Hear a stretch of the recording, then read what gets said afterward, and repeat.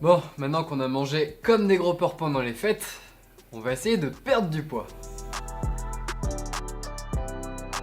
Si comme moi tu as oublié de te faire vomir entre les repas pendant les fêtes, c'est une blague. Faut pas faire ça, faut vraiment pas faire ça.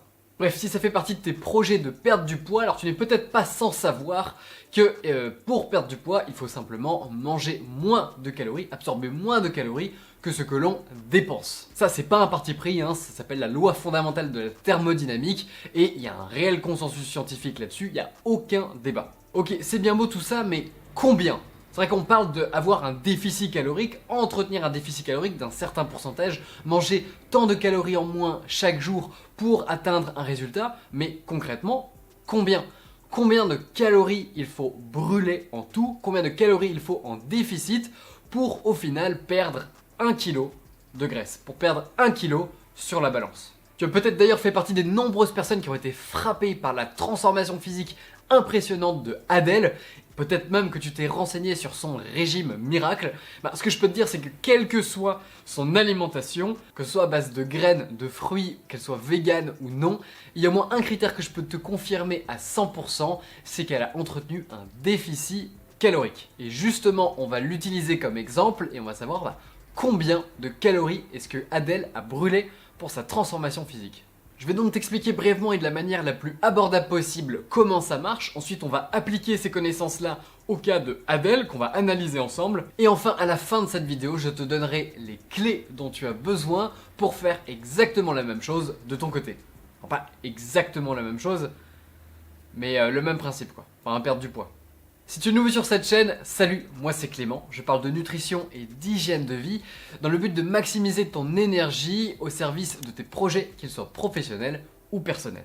Alors déjà, avant tout, c'est quoi une calorie ? Techniquement, c'est un abus de langage, en général sur les emballages on parle plutôt de kilocalories, K-C-A-L, qui correspondent elles-mêmes du coup à 1000 calories. Et donc une kilocalorie correspond en fait à l'énergie nécessaire pour monter de 1 degré, la température d'1 litre d'eau, à une pression de 1 atmosphère. Ça dit, il faut comprendre que 1 kilocalorie, ça correspond à de l'énergie en général, et ça ne veut pas forcément dire que ça va être basculé en énergie thermique. Ça ne va pas servir qu'à réchauffer ton corps, ça peut également servir pour tes mouvements musculaires lorsque tu bouges comme ça, quand tu fais du sport. Eh bien, on mesure l'énergie utilisée avec cette unité qui est la calorie, et donc ici la kilocalorie. Si tu consommes, tu absorbes autant de calories que ce que tu dépenses, alors ton poids va se maintenir.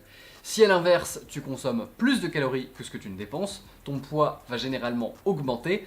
Et si tu consommes moins de calories que ce que tu dépenses, ton poids va diminuer. À quelques exceptions près, mais je vais le mentionner et t'expliquer ça juste après. Bref, ça c'est une vérité, quel que soit le régime, quelle que soit la diète, même si effectivement il y a des facteurs aussi qui rentrent en compte, comme par exemple le degré de transformation de tes aliments qui vont impacter l'énergie de digestion de tes aliments, donc fatalement tous les aliments ne se valent pas dans la comptabilisation finale des calories, et également certaines maladies métaboliques qui font que le métabolisme fonctionne au ralenti, et donc fatalement ça rend la perte de poids plus compliquée. Mais tu noteras que ces deux critères-là influencent de toute façon les calories dépensées, et donc à la fin on revient à la même formule, calories absorbées contre les calories dépensées. C'est la raison pour laquelle il n'y a pas vraiment de régime miracle. Une bonne diète, un bon régime, quand tu as des objectifs de perte de poids, c'est en fait celui qui te permettra de maintenir ce déficit calorique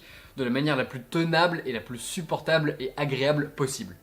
En tout cas, celle que tu pourras tenir sur un suffisamment long terme pour accomplir tes objectifs. D'ailleurs, il me semble que le régime d'Adèle, c'était un truc à la con, avec des racines, des fruits et ce genre de choses.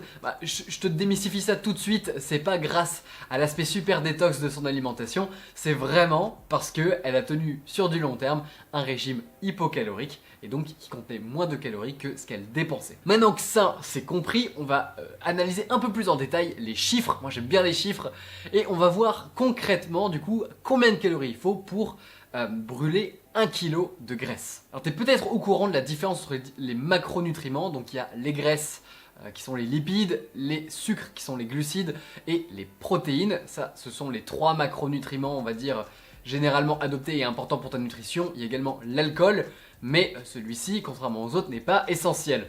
Quoique. Bref, ces 3 macronutriments se retrouvent sous différentes formes stockées dans ton corps. En l'occurrence, le glycogène pour les glucides, qui est en fait la manière de ton corps de stocker des glucides, notamment principalement dans tes muscles et dans certains de tes organes. Ensuite, les protéines, qui constituent en fait tes tissus organiques, tes organes, mais également tes muscles. Et enfin, la graisse, tout simplement, pour les lipides. Mais ce qui va nous intéresser, c'est de savoir à combien de calories correspondent 1 kg de chacun de ces éléments.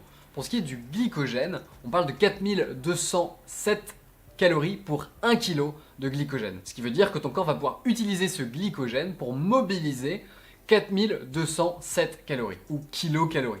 Les protéines, quant à elles, représentent 4708 kilocalories par kilogramme. Et enfin, les graisses représentent 9441 kilocalories par kilogramme. Mais ça ne veut pas dire qu'il faut brûler 9441 calories pour perdre 1 kg de graisse. En fait, dans la réalité des choses, quand on veut perdre 1 kg de graisse, on veut perdre 1 kg de tissu adipeux, qui est cette matière organique qui contient notre graisse, qui permet de stocker la graisse.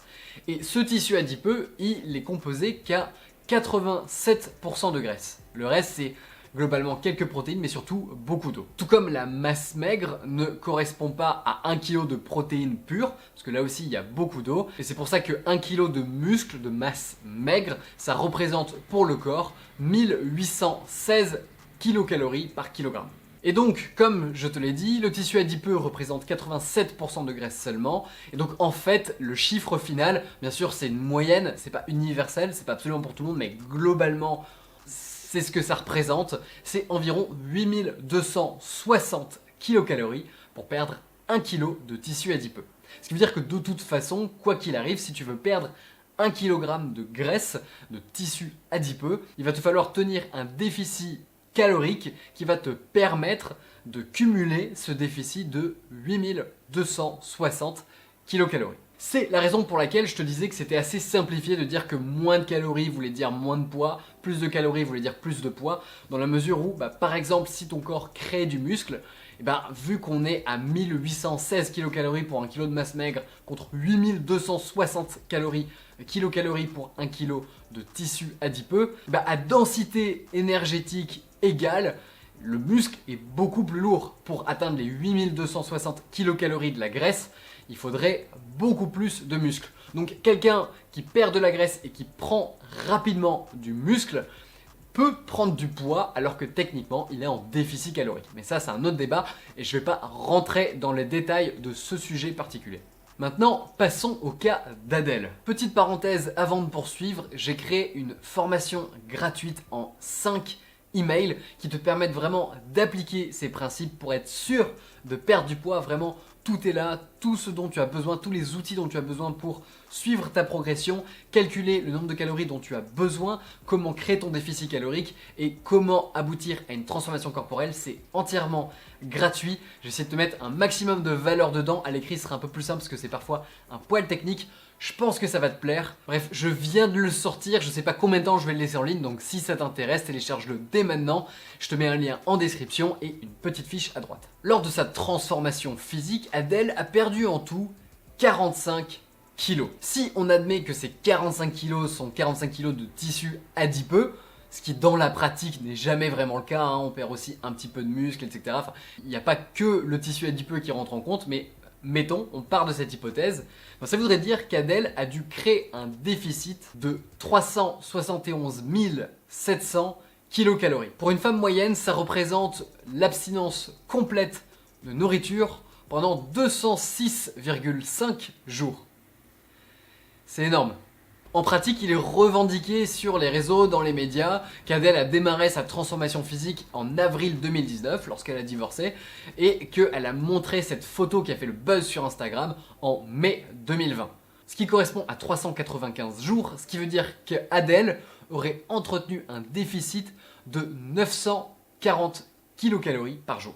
941 pour être exact. Sauf que la vérité, c'est quand on regarde ces photos en octobre 2019 ou même en avril 2019, on peut déjà voir qu'elle avait déjà perdu pas mal de poids. Donc on n'est pas sur ces déficits drastiques.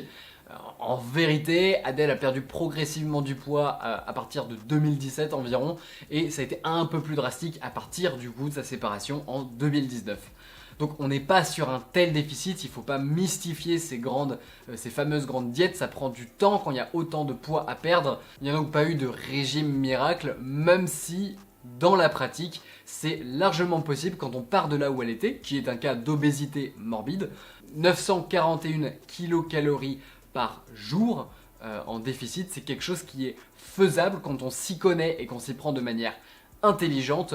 En cas d'obésité morbide, c'est un déficit qui est possible de faire. Ce qui me mène à la question, ok, donc dans la pratique, si je veux faire la même chose, si je veux aboutir à la même transformation physique, comment est-ce que je fais ? Étape numéro 1, calculer ta maintenance. À partir du moment où tu connais ta maintenance calorique, donc le nombre de calories qu'il te faut consommer en moyenne par jour pour maintenir ton poids, bien là tu es en mesure de savoir combien de calories consommer pour créer un déficit.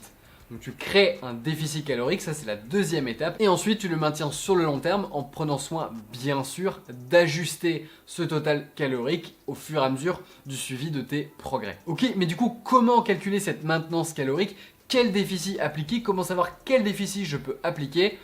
Ben ça, on le verra ça dans des prochaines vidéos. Si ça t'intéresse, abonne-toi à cette chaîne et clique sur la cloche pour être sûr de ne pas les manquer. Mais si tu es impatient et que tu veux de toute façon encore plus d'outils que ce que tu pourras voir dans cette vidéo, je peux tout te donner dès maintenant avec cette formation gratuite par email.